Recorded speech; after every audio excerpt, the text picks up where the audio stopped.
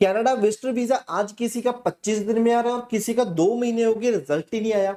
उस तरफ देखा जाए कनाडा का जो जीआईसी था स्टडी वीजे का, वो 6 लाख से 14 लाख कर दिया। क्या आपको स्टिल लगता है कि मैं 5 लाख शो करके अपना टूरिस्ट या फिर विजिटर वीजा ले हासिल कर पाऊंगा? उस तरफ अगर आप देखोगे, अगर हम खर्चा दिखाते हैं, 15 दिन का आपका टूर रहता है कनाडा में, चाहे वो मिलने का है चाहे वो घूमने का है, जाने की आने की टिकट होगी, वहां पे अकोमोडेशन होगी, वहां पे आपका फूड का खर्चा हो गया, एक्टिविटीज का खर्चा होगा, नियर अबाउट वो बजट है आपका 4 लाख का बनता है। और दूसरी तरफ आप जो एनुअल इनकम, आपकी इनकम टैक्स रिटर्न जो ऐड करते हो, वो आपकी 5 लाख की होती है। वहां पे आपको लगता है कि जी वीजा ऑफिसर कहेगा नहीं कि एक साल में इसने 5 लाख कमाया और 15 दिन में ये 4 लाख उड़ाने जा रहे हैं, वहां पे वीजा आ जाएगा?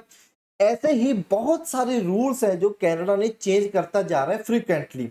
विजिटर वीजा के रूल्स भी बहुत ज्यादा चेंज हुए, चाहे उन्होंने कोई ऐसी बड़ी अनाउंसमेंट नहीं आई है, कोई बड़ा ऐसा यूट्यूब पे हौला नहीं आया कि जी विजिटर वीजा के रूल्स चेंज हो गए, बट ये जो रूल्स है वो इफेक्ट हुए हैं। जो स्टडी वीजा के रूल्स इफेक्ट हुए हैं विजिटर वीजा पे, स्पाउस वीजा के रूल्स इफेक्ट हुए हैं विजिटर वीजा पे, ये सारी चीजें मैटर करने लगी हैं। अगर आपके कंसल्टेंट को इतनी सी कॉमन सेंस है, इतने से रूल्स उनको पता है कि जो टूरिस्ट वीजा के लिए फाइनेंशियल का हो गया, टाइज टू इंडिया का क्या रूल हो गया, उसके बाद आपका जो 15 दिन के लिए घूमने जा रहे हो आपकी आइटनरी का न्यू रूल जो आया है वो क्या है, तो आपका वीजा इस अच्छे ट्रेंड में आ जाएगा, नहीं तो वो आपका वीजा रिफ्यूज भी हो जाएगा। इन्हीं सारी बातों के लिए मैं आज इस वीडियो में बताने जा रहा हूं कि आपकी एप्लीकेशन का रिजल्ट कितने टाइम में आएगा, वीजा अगर आपने अप्लाई कर रखा है या फिर अप्लाई करने वाले हो, आपको बता दूंगा मैं आपकी प्रोफाइल के ऊपर वीजा आएगा या नहीं आएगा। So before starting the video, अगर आप new viewer on this YouTube channel, इस चैनल को सब्सक्राइब करो जहां पे आपको ऐसी ही इंफॉर्मेटिव वीडियोस डेली मिलती रहेंगी। एंड आपने इस चैनल पे हम डेली 12 बजे लाइव आते हैं, वहां पे आपके पास मौका है मेरे से सीधे सवाल करने का, अपने क्वेश्चंस जो आपको गूगल पे सर्च करके नहीं मिलेंगे, आप 12 बजे मैं डेली लाइव आता हूं तो वहां पे आके आप मुझसे डायरेक्टली पूछ सकते हो।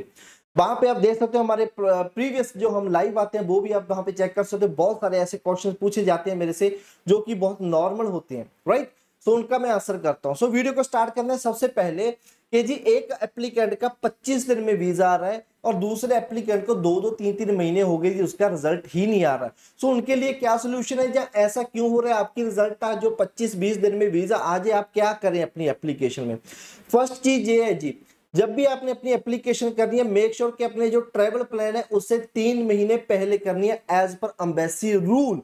एम्बेसी का रूल है जी, जे आधे से ज्यादा कंसल्टेंट्स को पता भी नहीं होगा कि 3 महीने से पहले हमने जो एप्लीकेशन करनी होती है बिफोर जो हमारा 3 ट्रैवल प्लान होता है। तो इन केस आप अप्लाई करते हो जी, आपका 25 दिन में वीजा नहीं आता, तो आपके लिए सोल्यूशन क्या है जी? सोल्यूशन आपके लिए यही है जी, first thing is that keep your purpose update.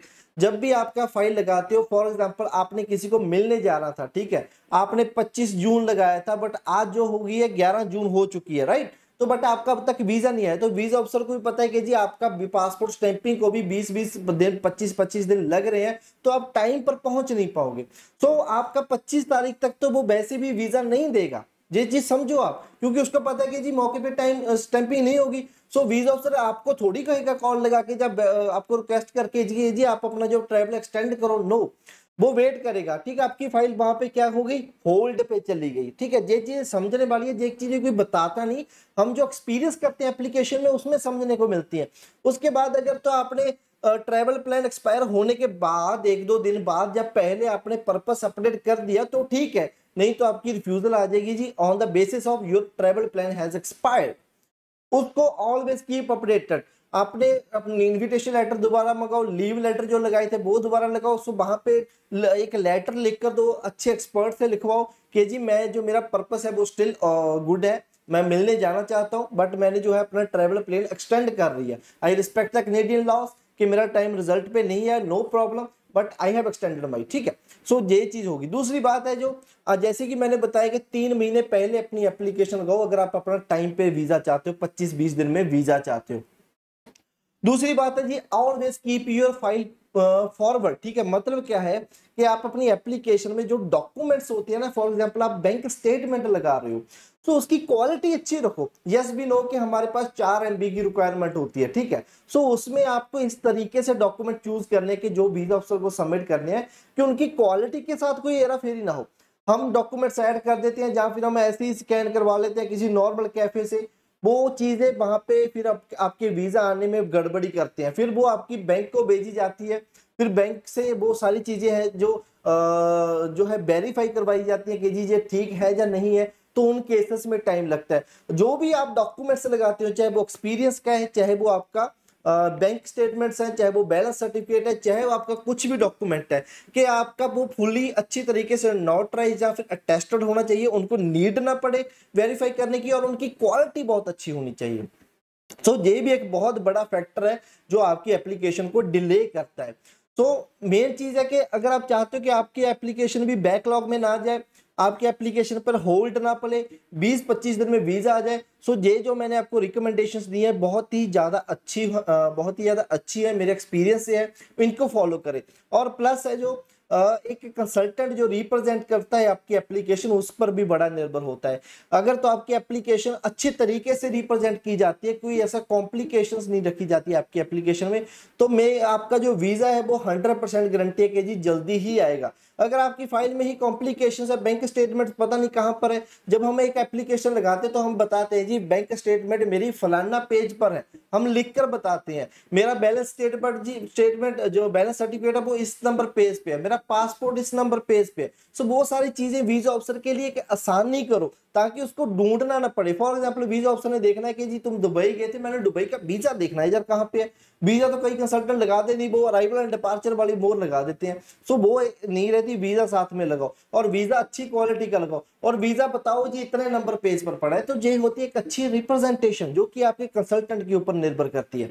उसके बाद ये हम बात करते हैं कि जी जो वीजा रूल्स आ रहे हैं, ठीक है, जो वीजा ये सारी चीजें आ रही है, मैं आपको कहना चाहूंगा देखो 100% गारंटी ये है कि आप सभी लोगों को जो है आप लोगों को देखना पड़ेगा कि जी स्पाउस वीजा जो है बंद किया है वो क्यों किया है, ठीक है। क्यों किया है कि उनको लग रहा है कि जी +2 के बाद बच्चे वहां पे जाते हैं, उनकी मैरिजेस में तनाव आ जाता है, जहां फिर वो इस रूट को चूज करते हैं टू एंटर इन कनाडा, ठीक है, ये चीजें लगी हैं। तो विजिटर वीजा में जब आपने अप्लाई करना है कि आपको पता चल चुका है कि जी एक मैरिज वाले को कॉन्ट्रैक्ट बेस्ड बना चुके हैं, ठीक है, तो आपको ना कि फॉर एग्जांपल आप विजिटर वीजा अप्लाई कर रहे हो, आपकी वाइफ आपको बुला रही है, तो उस केस में आपने ना अपनी जेन्युइनिटी, डेवलपमेंट ऑफ रिलेशनशिप, आपकी पिक्चर्स, आपका मैरिज सर्टिफिकेट, ठीक है, आपकी लाइक मैरिज पिक्चर्स, लाइक हमारे पेरेंट्स वो शगन देते हैं, ठीक है, तो वो पिक्चर्स, ठीक है, रितुल वाइज हमारी मैरिज हुई भी है, वो पिक्चर्स तो वो साथ में ऐड करो। वीजा ऑफिसर को कोई एक नंबर भी भरोसा नहीं है आपके ऊपर कि आपकी मैरिज जेन्युइन है, उसको दिलवाना पड़ेगा बाय योर एप्लीकेशन, और ये रिप्रेजेंटेशन के ऊपर काम करता है, जितनी मैंने चीजें आपको बताई है। तो उसके बाद ये आपको सीखने को मिलता है कि जी अगर आपने ये चीजें नहीं लगाई तो आपका विजिटर वीजा है जो वो रिफ्यूज हो जाएगा। वीजा ऑफिसर कभी नहीं मानेगा कि आपकी वाइफ ने भेजा है, वो सोचेगा जी कॉन्ट्रैक्ट बेस्ड मैरिज है।